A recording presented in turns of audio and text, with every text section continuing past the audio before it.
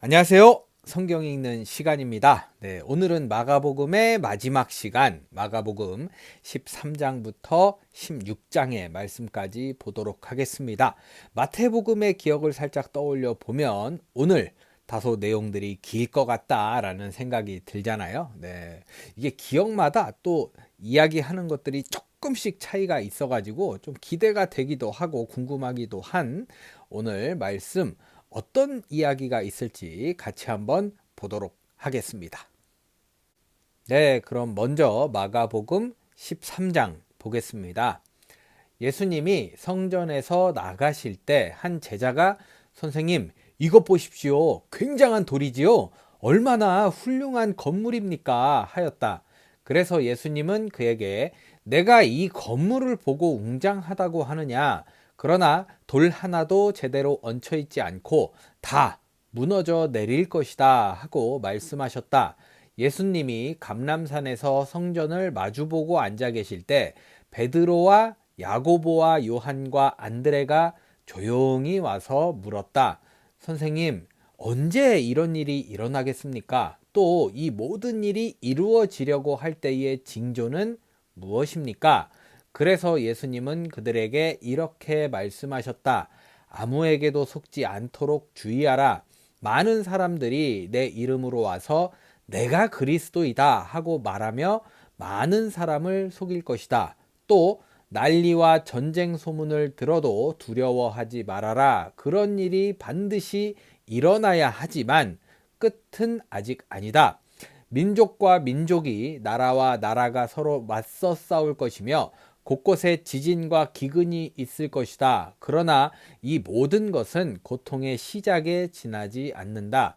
주의하여라. 너희는 법정에 넘겨지고 회당에서 매맞을 것이다. 그리고 나 때문에 너희가 총독들과 왕들 앞에 끌려갈 것이나 오히려 이것이 그들에게 나를 증거하는 기회가 될 것이다. 먼저 기쁜 소식이 모든 민족에게 전파되어야 한다. 너희는 끌려가 조사를 받을 때 무슨 말을 할까 걱정하지 말고 성령님이 일러주시는 대로 말하여라. 말하는 분은 너희가 아니라 성령님이시다. 형제가 형제를, 아버지가 자식을 고발하여 죽게 할 것이며 자식들이 부모를 대적하여 죽게 할 것이다.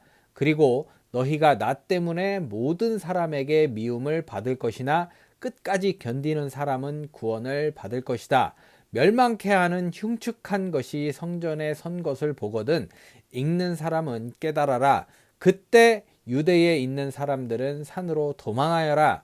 지붕 위에 있는 사람은 내려가지도 말고 물건을 가지러 집 안으로 들어가지도 말며 들에 있는 사람은 겉옷을 가지러 집으로 돌아가지 말아라. 그때 아이벤 여자들과 젖먹이가 딸린 여자들은 불행할 것이다. 너희는 이런 일이 겨울에 일어나지 않도록 기도하라. 그때는 고난의 때이기 때문이다. 하나님이 세상을 창조하신 이후로 지금까지 이런 고난이 없었고 앞으로도 없을 것이다. 만일 하나님이 이 고난의 기간을 줄이시지 않았더라면 아무도 살아남지 못할 것이다. 그러나 하나님이 자기가 택하신 백성들을 위해 그 기간을 줄여주셨다. 그때 누가 너희에게 그리스도가 여기 있다, 저기 있다 하여도 믿지 말아라. 거짓 그리스도와 거짓 예언자들이 나타나 큰 기적과 놀라운 일을 행하여 할 수만 있으면 선택된 사람들까지 속이려고 할 것이다. 너희는 조심하라. 내가 모든 것을 너희에게 미리 말해둔다. 그 고난의 기간이 지나면 해가 어두워지고 달이 빛을 내지 않을 것이며 별들이 떨어지고 천체가 뒤흔들릴 것이다. 그때 사람들은 내가 구름을 타고 큰 능력과 영광으로 오는 것을 볼 것이다.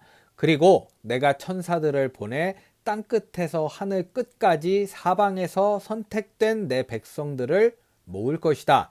무화과 나무의 비유를 배워라. 가지가 연해지고 잎이 돋으면 여름이 가까운 줄 알지 않느냐. 이와 같이 너희도 이런 일들이 일어나는 것을 보거든 내가 문 밖에 가까이 온 줄 알아라. 내가 분명히 말해둔다. 이 세대가 지나가기 전에 이 모든 일이 반드시 일어날 것이다. 하늘과 땅은 없어질지라도 내 말은 결코 없어지지 않을 것이다. 그러나 내가 오는 그 날과 시간은 아무도 모른다. 하늘의 천사들과 아들도 모르고 오직 아버지만 아신다. 정신 차리고 깨어 있어라. 그때가 언제인지 너희는 모른다. 그것은 마치 어떤 사람이 여행을 떠나면서 종들에게 각각 일을 맡기고 문지기에게 잘 지키라고 명령하는 것과 같다. 그러므로 언제나 정신 차리고 있어라. 집 주인이 돌아올 시간이 저녁일지 밤중일지 닭 울 때일지 새벽일지 어떻게 알겠느냐? 그가 갑자기 와서 너희가 자는 것을 보지 않게 하라. 내가 너희에게만 아니라 모든 사람에게 말한다. 깨어 있어라. 네, 꼭 이게 언제 그런 일이 벌어질 거다라는 걸 알면 그 사이에는 어떻게 살지가 이렇게 좀 뻔히 보인다? 이런 생각이 드네요. 이렇게 마가복음 13장 마무리 되었습니다. 네, 계속해서 마가복음 14장 보겠습니다. 이틀이 지나면 유월절과 누룩 넣지 않은 빵을 먹는 명절이 있었다. 대제사장들과 율법학자들이 예수님을 교묘하게 잡아 죽일 방법을 의논하다가 할 일도 더럽게 없네요. 군중들이 난동을 일으킬지도 모르니 명절에는 하지 말자 하였다. 예수님이 베다니에 있는 문둥병자 시몬의 집에서 식사하실 때였다. 한 여자가 아주 값진 나아드 향유 한 병을 가지고 와서 깨트려 예수님의 머리에 부었다. 그러나 그 자리에 있던 몇 사람이 분개하여 무엇 때문에 향유를 낭비하시오? 이 향유를 팔면 300데나리온도 더 받을 텐데 이것을 팔아 가난한 사람들에게 줄 수도 있지 않았소? 하며 그 여자를 호되게 꾸짖었다.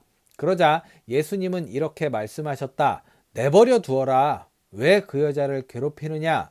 그녀는 나에게 좋은 일을 하였다. 가난한 사람들은 항상 너희와 함께 있으니 마음만 있으면 너희가 언제든지 도울 수 있다. 그러나 나는 너희와 항상 함께 있는 것이 아니다. 이 여자는 내 몸에 향유를 부어 내 장례를 미리 준비했으니 자기가 할 수 있는 일을 다 한 것이다. 내가 분명히 말해둔다. 세상 어디든지 복음이 전파되는 곳에는 이 여자가 한 일도 알려져서 사람들의 기억에 남을 것이다. 그때 12 제자 중에 하나인 가룟 유다가 대제사장들에게 가서 예수를 팔겠다고 제안하자 그들은 듣고 기뻐하며 돈을 주기로 약속하였다. 그때부터 유다는 예수님을 넘겨줄 기회를 찾기 시작하였다. 누룩 넣지 않은 빵을 먹는 명절인 무교절의 첫날은 유월절 양을 잡는 날이었다. 그날 제자들이 예수님께 주님이 잡수실 유월절 음식을 어디다 마련할까요? 하고 물었다. 그래서 예수님은 두 제자를 보내며 이렇게 말씀하셨다. 너희가 성 안에 들어가면 물통을 가지고 가는 사람을 만날 것이다. 그를 따라가거라. 그리고 그가 들어가는 집 주인에게 우리 선생님이 제자들과 함께 유월절 음식을 먹을 방을 알아보라고 하셨습니다. 하여라. 그러면 잘 준비된 2층 넓은 방으로 안내할 것이다. 거기서 준비하도록 하여라. 제자들이 성 안에 들어가 보니 예수님이 말씀하신 그대로였다. 그래서 그들은 거기서 유월절 음식을 준비하였다. 날이 저물자 예수님은 12제자와 함께 그 집으로 가서 음식을 잡수시며 내가 분명히 말하지만 너희 중 하나가 나를 팔 것이다. 그 사람은 지금 나와 함께 먹고 있다 하고 말씀하셨다. 제자들이 슬퍼하며 저마다 예수님께 저는 아니지요 하고 묻자 예수님이 이렇게 말씀하셨다. 12 중에 하나 곧 나와 함께 그릇에 손을 넣는 자가 바로 그 사람이다. 나는 성경에 기록된 대로 죽지만 나를 파는 사람에게는 불행이 닥칠 것이다. 그 사람은 차라리 나지 않더라면 좋았을 것이다. 그들이 먹을 때 예수님은 빵을 들어 감사기도를 드리고 떼어서 제자들에게 주시며 자 받아라. 이것은 내 몸이다 하고 말씀하셨다. 또 잔을 들어 감사기도를 드리신 후 제자들에게 주시자 모두 그 잔을 돌려가며 마셨다. 그리고 예수님은 이렇게 말씀하셨다. 이것은 많은 사람을 위해서 흘리는 내 계약의 피이다. 내가 분명히 말해두지만 하나님의 나라에서 새 것으로 마시는 그날까지 내가 결코 포도나무에서 난 것을 마시지 않을 것이다. 그들은 찬송을 부르고서 감람산으로 갔다. 그때 예수님은 제자들에게 이렇게 말씀하셨다. 너희가 다 나를 버릴 것이다. 성경에도 내가 목자를 칠 것이니 양들이 흩어질 것이다 라고 쓰여 있다. 그러나 내가 다시 살아나 너희보다 먼저 갈릴리로 가겠다. 베드로가 예수님께 모든 사람이 주님을 버린다 해도 저는 절대로 주님을 버리지 않겠습니다 하자 예수님이 베드로에게 내가 분명히 너에게 말하지만 바로 오늘 밤 닭이 2번 울기 전에 내가 3번이나 나를 모른다고 말할 것이다 하셨다. 그러나 베드로는 내가 주님과 함께 죽는 한이 있더라도 절대로 주님을 모른다고 하지는 않겠습니다 하고 큰 소리로 장담하였다.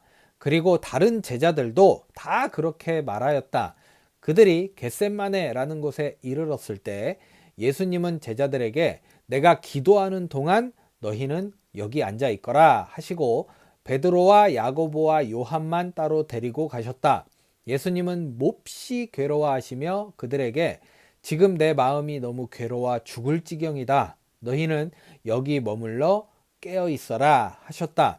그리고서 예수님은 조금 더 나아가 땅에 엎드려서 할 수만 있으면 그 고난의 때가 자기에게 지나가기를 빌며 이렇게 기도하셨다.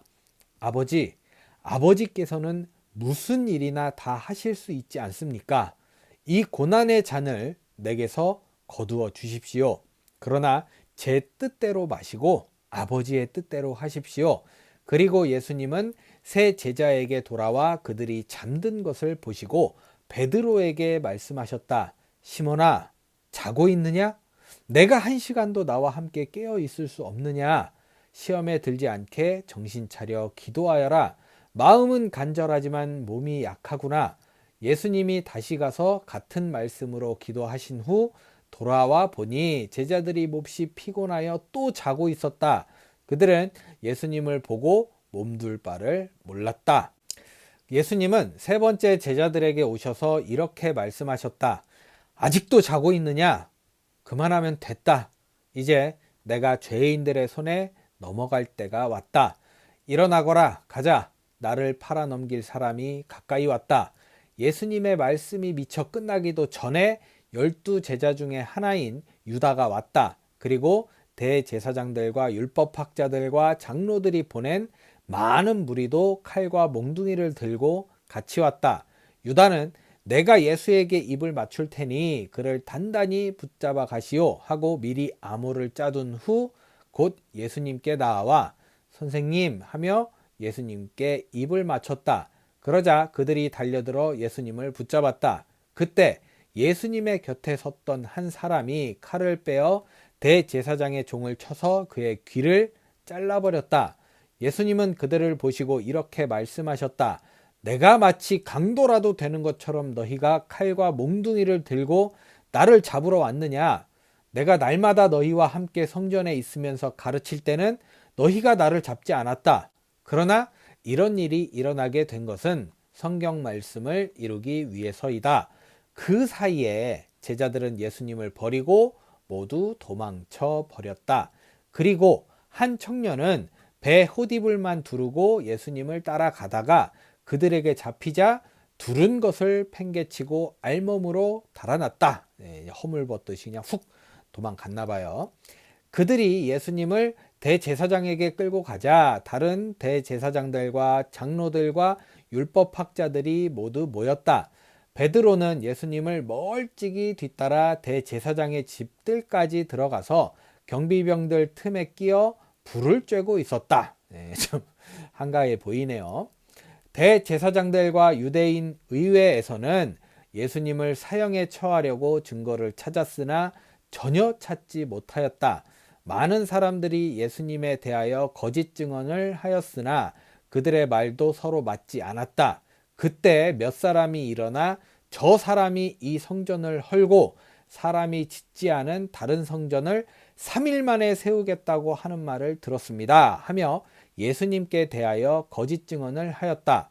그러나 이 증언도 서로 맞지 않았다. 이때 대제사장이 일어나 예수님께 이들이 내게 불리한 증언을 하는데도 왜 대답이 없는가 하고 물었다.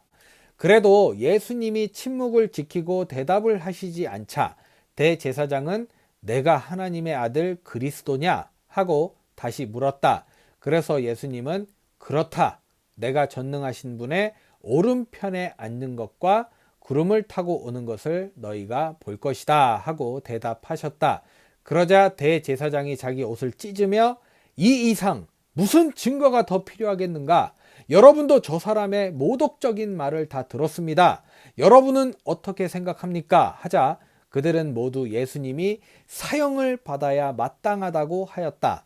그리고 어떤 사람들은 예수님께 침을 뱉기도 하고 얼굴을 가리고는 주먹으로 마구 치며 예언자야 너를 때리는 사람이 누군지 알아맞혀 보아라 하고 조롱하였고 경비병들도 예수님을 넘겨봤더니 뺨을 쳤다.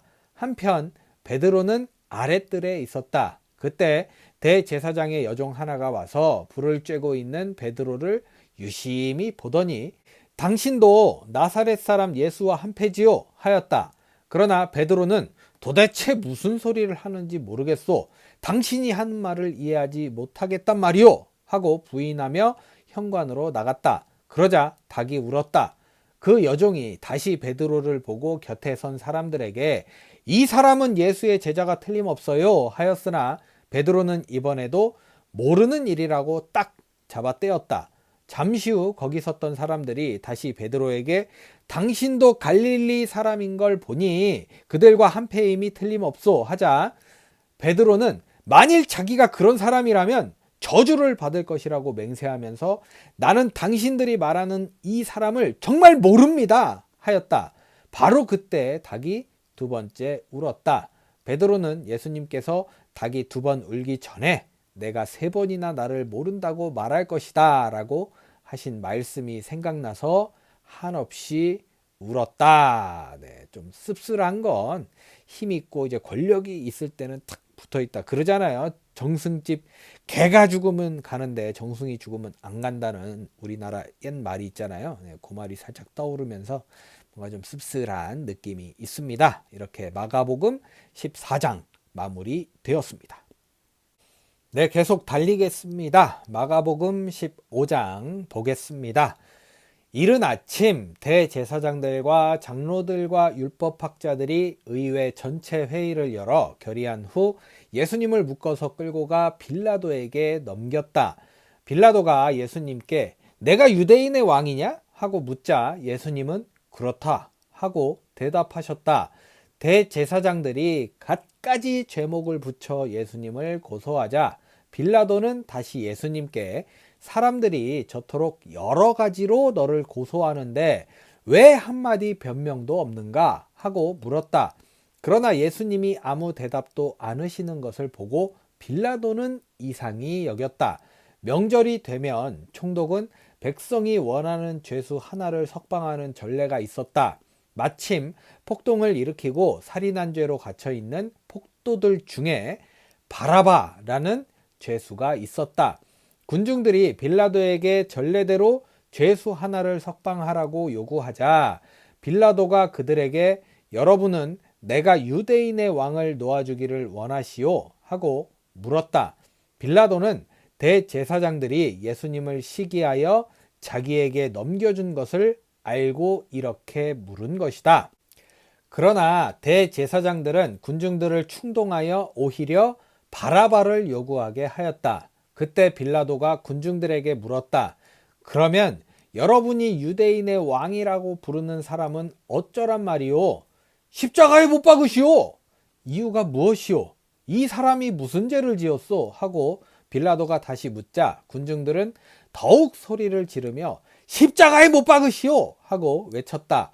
그래서 빌라도는 군중들의 기분을 맞추려고 바라바를 놓아주고 예수님은 채찍으로 때린 후 십자가에 못 박도록 내어주었다. 군인들은 예수님을 총독의 관저 안에 있는 군 본부로 끌고 가서 온 부대원을 모으고 예수님께 자주색 옷을 입힌 다음 가시관을 엮어 머리에 씌우고서 경례하며 유대인의 왕 만세! 하고 외쳤다. 또 그들은 갈대로 예수님의 머리를 치며 침을 뱉고 엎드려 절도하였다. 그들은 이렇게 예수님을 조롱한 후 자주색 옷을 벗기고 예수님의 옷을 다시 입혀서 십자가에 못 박으려고 끌고 나갔다.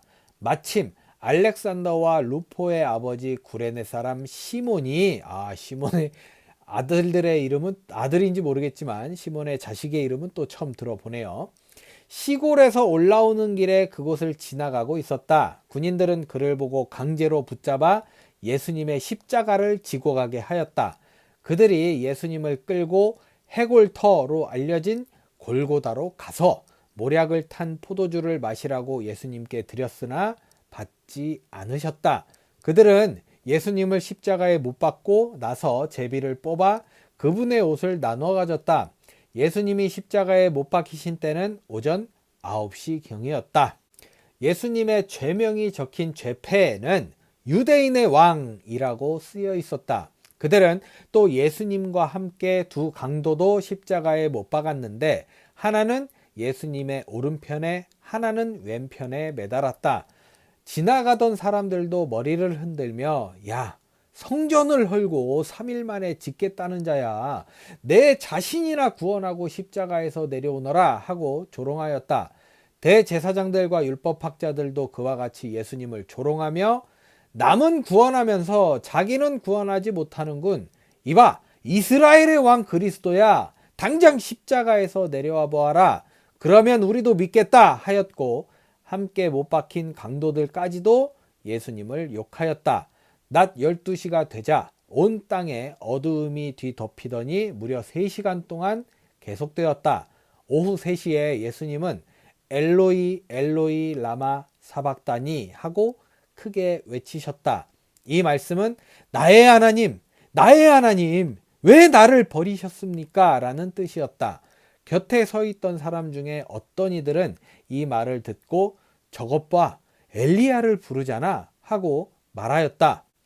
그때 한 사람이 달려가 해면을 신 포도주에 적셔 갈대에 꿰어다가 예수님의 입에 대며 엘리야가 와서 내려주나 보자 하였다. 예수님이 큰 소리를 지르시고 숨을 거두시자 성전 휘장이 위에서 아래까지 둘로 찢어졌다. 그러자 지켜 섰던 장교는 예수님이 이렇게 숨을 거두시는 것을 보고 이 사람은 정말 하나님의 아들이었구나 하였다. 그리고 여자들도 멀리서 바라보고 있었다. 그들 가운데는 막달라 마리아, 작은 야고보와 요새의 어머니 마리아, 그리고 살로메가 있었다. 그들은 예수님이 갈릴리에 계실 때 따라다니며 섬기던 여자들이었다. 그 밖에도 예수님을 따라 예루살렘에 함께 올라온 여자들도 많이 있었다. 그날은 안식일 전날 곧 안식일을 준비하는 금요일이었다.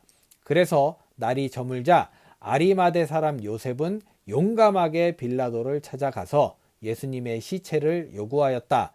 그는 덕망 높은 의회 의원이며 하나님의 나라를 기다리는 사람이었다. 빌라도는 예수님이 벌써 죽었을까 하고 미심쩍어 장교를 불러 알아본 후에 요셉에게 시체를 내어주었다. 요셉은 예수님의 시체를 내린 후 준비한 고운 모시천으로 싸서 바위를 쪼아내어 만든 무덤에 넣고 큰 돌을 굴려 입구를 막았다. 이때 막달라 마리아와 요새의 어머니 마리아는 예수님의 시체를 넣어둔 곳을 지켜보고 있었다. 네, 예수님께서 이렇게 돌아가시는 그 장면인데 뭔가 우리가 아는 내용이 더 많은데 쫙 함축이 되어 있는 것 같아요. 네, 이렇게 마가복음 15장 마무리되었습니다. 네, 먼 길을 달려온 기분이네요. 끝으로 마가복음 16장 보겠습니다. 안식일이 끝난 저녁에 막달라 마리아와 야고보의 어머니 마리아와 살로메는 예수님의 시체에 바를 향료를 사두었다. 안식일 다음 날 동틀 무렵에 그들은 무덤으로 가면서 무덤 입구에 막아둔 돌을 누가 굴려줄까 하며 서로 걱정하였다. 그러나 가서 보니 그 큰 돌이 이미 굴려져 있었다. 그들이 무덤 안에 들어갔을 때 흰 옷을 입은 한 청년이 오른편에 앉아 있지 않겠는가? 여자들이 그를 보고 놀라자 그 청년이 말하였다. 놀라지 말아라. 너희가 십자가에 못 박히신 나사렛 예수님을 찾는 모양인데 그분은 다시 살아나셔서 여기 계시지 않는다. 보아라, 여기가 그분의 시체를 두었던 자리이다. 너희는 제자들과 베드로에게 가서 예수님이 전에 말씀하신 대로 그들보다 먼저 갈릴리로 가서 거기서 그들을 만날 것이라고 알려주어라. 여자들은 무서워 떨며 정신없이 무덤에서 도망쳐 나왔으나 겁에 질려 아무에게도 말을 못하였다. 안식일 다음 날인 일요일 이른 아침에 예수님은 부활하셔서 전에 7 귀신을 쫓아내 주신 막달라 마리아에게 먼저 나타나셨다. 마리아는 슬픔에 잠겨 울고 있는 제자들에게 가서 이 사실을 말했으나 그들은 예수님이 살아나셨다는 것과 마리아에게 나타나셨다는 말을 듣고도 믿으려 하지 않았다. 그 후 두 제자가 시골로 내려가고 있는데 예수님이 다른 모양으로 그들에게 나타나셨다. 그래서 그들이 돌아가서 이 소식을 다른 제자들에게 알렸으나 그들은 이 말도 믿지 않았다.